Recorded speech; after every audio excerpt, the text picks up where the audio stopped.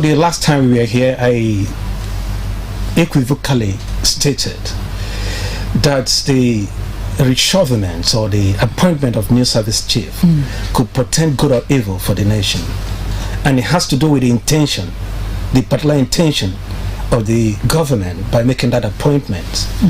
And obviously, after that appointment, there have not been a cease, or a decline to the insecurity in the nation. Rather, it has been elevated. It has gone to an elevated level now, and that we tell you that what I said was like a prophecy, and it wasn't because Donald Trump did the wrong thing, because in fact, it's even we should even appreciate our concern. We should appreciate his concern over the situation in Nigeria, because it's a good neighbor that could actually ask you, be concerned with the situation at your home front. A neighbor can come in to assist. It's a good neighbor that can come in to assist. So Donald Trump, I want to use this opportunity to say thank you. You did the right thing. Now, about how the Nigerian government manage the situation is what matters now. And the ball is now on the court of our president to see what he can do to ensure that what led to that international concern is abated. That is my take on it.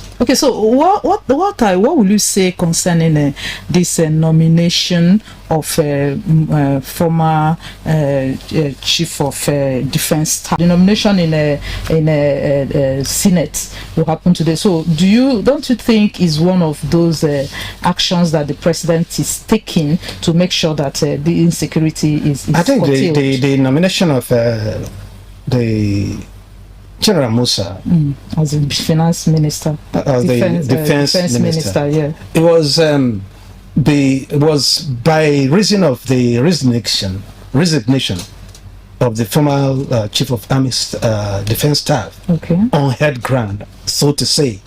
That was what we are told, but the truism depends on the ever looking eyes, which is divine, the supreme God, to know whether it's whatever.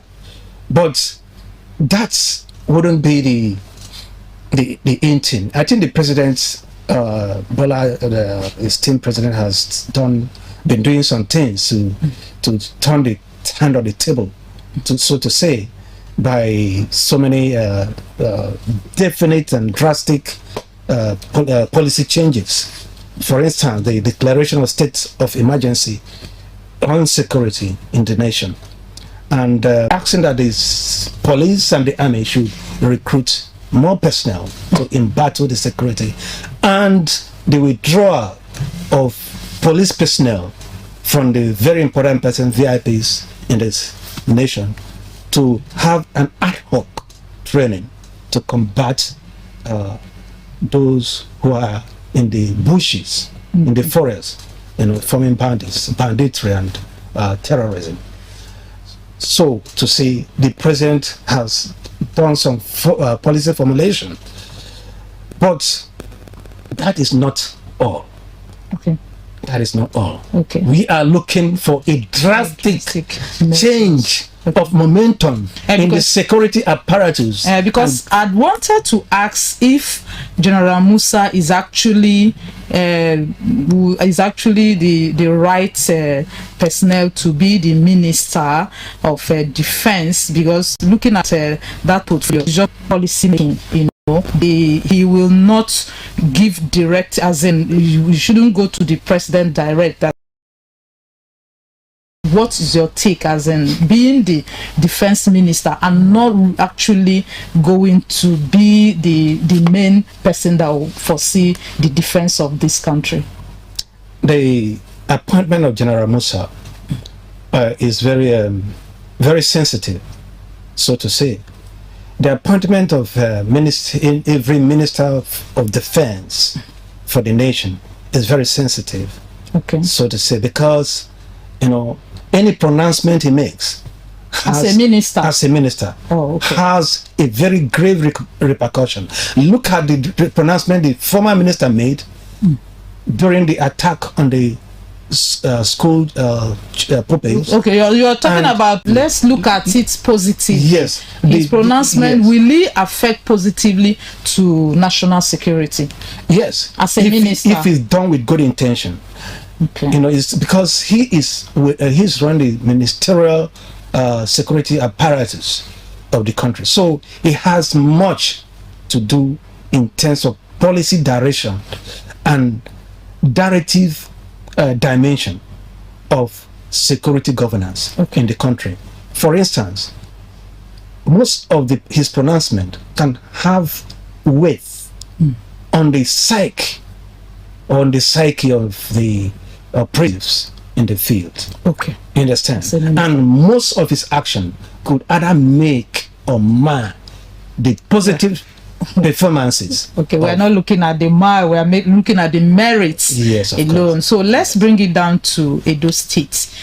The governor, in his bid to fight insecurity, kidnapping, cultism, has already launched Operation Flush Out, provided up to 400 motorbikes to security personnel and every other measures, to fight insecurity. So what's your take? And it seems the more the governor, for example, is trying to fight them, the more they come out, because Edo State recently have been in the news about released. They abducted a couple, they were adopted in their house, and so many other kidnapping cases. Though, what's your take on the security of Edo State? Do you think the governor is doing enough?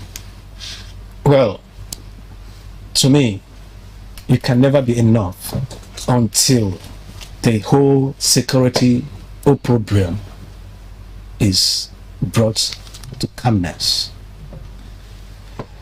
Except there is a shift, positive shift for that matter, in the security of Edo State, I will never say the governor has done much.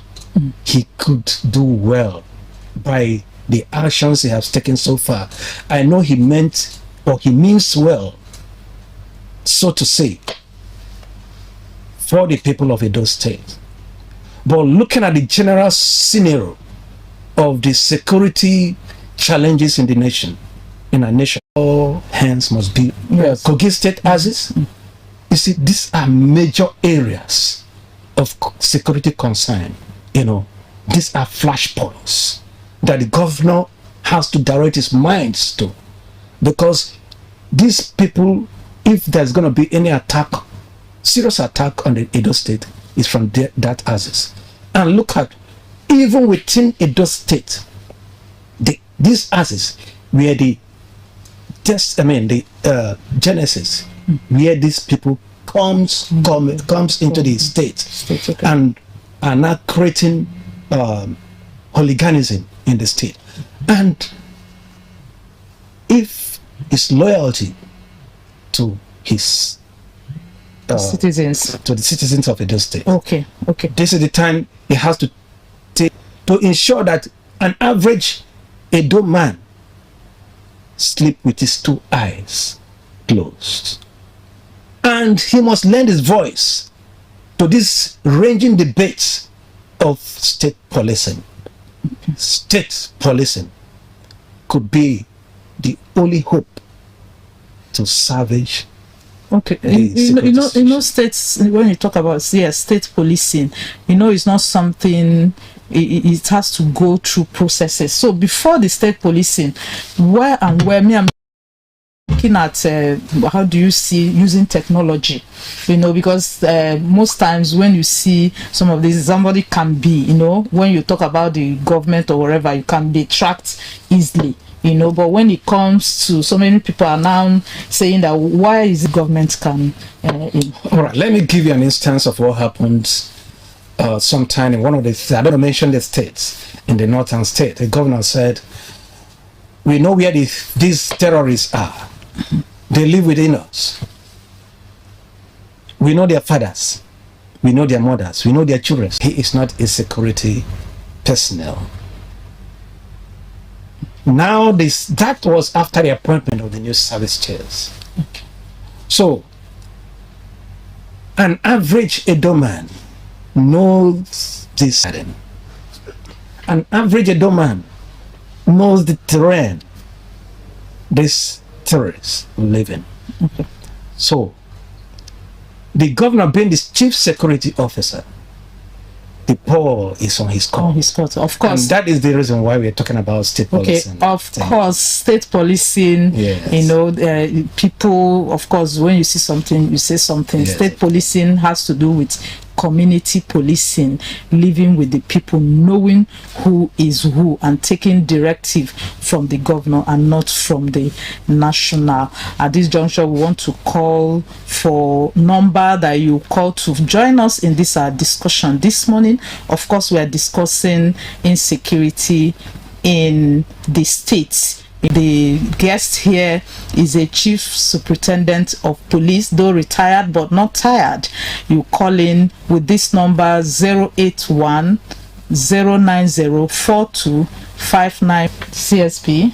We are talking about. So most times during this period, it seems as if this insecurity is heightened. You know, now you have kidnapping, you have a robbery, armed robbery, you have a burglar, a break and entry, you have a phone snatchers. So all pockets of insecurity. So what's your advice? What do you want the security personnel, you know, the police, the NCDC, the National Security and Civil Defense, the all other security outfits in the state to do to curtail this menace? They should obey the instruction of the president. What's the instruction of the president? The president has directed that all security apparatus must be set on fire to ensure that those terrorists and bandits are captured and their actions are stopped. He even directed that there must be a withdrawal of all police officers who are presently serving with the Special Protection Unit, SPU, so that these people should be given ad hoc trainings and sent to combat the terrorists in the forest. And he has also instructed the director of state security services to also send his men as forest guards into the forest. And also he directed all security, both the army, the police, and everyone, to go headlong into the forest. Set up forest guards in the forest. Okay. And know what is exactly well taken into considerations, and mobilization, operational drive are given, fire is sustained. I believe this insecurity must be brought to the barest minimum. So I'm leading with a state governor, the commissioner of police Edo State, the director of state security services, men of civil defense, and all security apparatus in the state to go and deliver, so to say, let our country be safe again. Let our country be safe again. You know, you talked at CSP, sir, you talked about attaching, withdrawal of policemen from VIPs, and many people will argue that this is not the first time the pronouncement will make, but we're talking about the implementation, how sustainable, because if you still go around town, you still see some of these VIPs, being, policemen even carrying their wives' bags. So why is it so difficult for the government to implement this law? even instance, you know, every time any new government come in, the first pronouncement will be to withdraw policemen from VIPs. But at the end of the day, you still see it. So why is I it was like that? I was at this base of the Special Protection Unit yesterday, and I met with the new commander. And when I was at the base, I saw men from various VIPs in the states. I am telling you what I saw.